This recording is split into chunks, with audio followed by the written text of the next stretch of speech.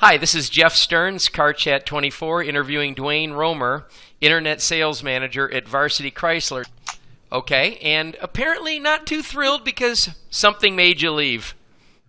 Well, I think we have to put this in perspective too. I came on board in 2012, Hmm. and at that point we were really seeing the growth of text, and so you and I actually talked about this, and I was like, you know what, I really want to see a text option for the chat, and you weren't at that point. There was nothing really kind of on the books for development on that, so I kind of got excited about, okay, well, maybe there's something a little bit more sophisticated out there for us to try out.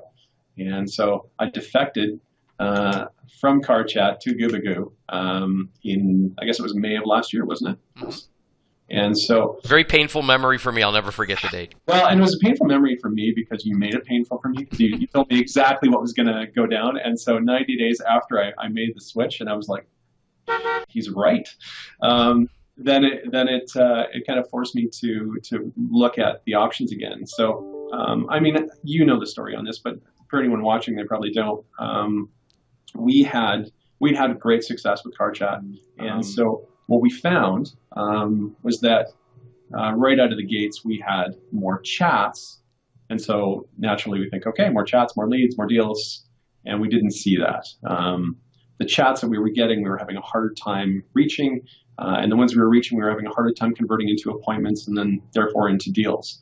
And so where we had averaged between 15 and 20% conversion on car chat leads through you, we kind of dropped into that sub 10% conversion through Gubagoo. So after 90 days of watching our traffic go nowhere, then you and I quickly joined forces again. Now, for dealers that think in terms of lead conversion, you just said you were getting a lot of leads, and then you said you were tired of watching your traffic go nowhere. So I guess there's a little bit of a distinction between leads and deals sometimes.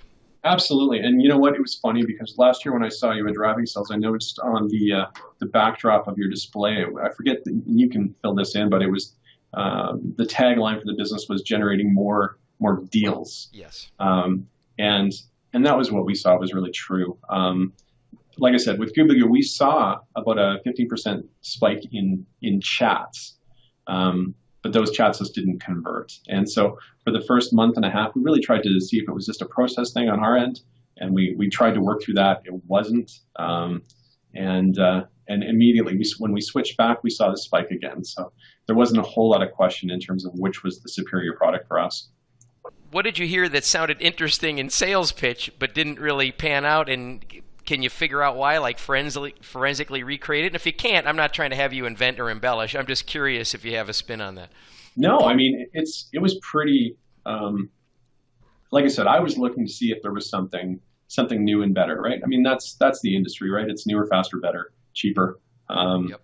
And so when I saw their program, it was the big push behind it is that they're saying, okay, well, we're going to take into account the number of times someone's been on your site, the number of time they've spent on a particular product, and the inventory that you actually have in your system, and we're going to turn that into a more dynamic chat. And so when you hear that, I mean, on paper, that sounds like something that's a bit of a no-brainer. And so we were expecting that to be something where we'd launch it and then we would just like blow the place up with leads. But it really didn't work that way. And whether that was us or whether that's other people, I mean, you can probably speak to that better than I can because you know more of the dealers.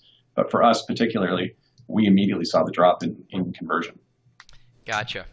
So this algorithm targeting the shopper, whatever, you'd mentioned earlier on a phone call that you thought maybe it was serving up to the wrong shopper, like maybe a service customer getting a sales offer and filling it out as the only way to get their information in, and that might have been why the leads dropped. The sales dropped. You thought because Yeah. it was just grabbing info, but not necessarily in-market buyers.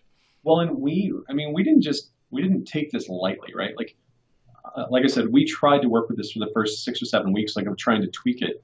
And the people that we talked to, a lot of them, when we would get a hold of them, they didn't know they were submitting an actual inquiry. They were just like looking for information, or they thought, that they had to put that information in to get to the next area of the site. And there was just a lot of confusion, right? So if you're looking at that, well, then that's not a lead, right? And so that spike in traffic, when you start to look at the quality of the traffic, it really shrinks down. And so the net number was, we were going backwards.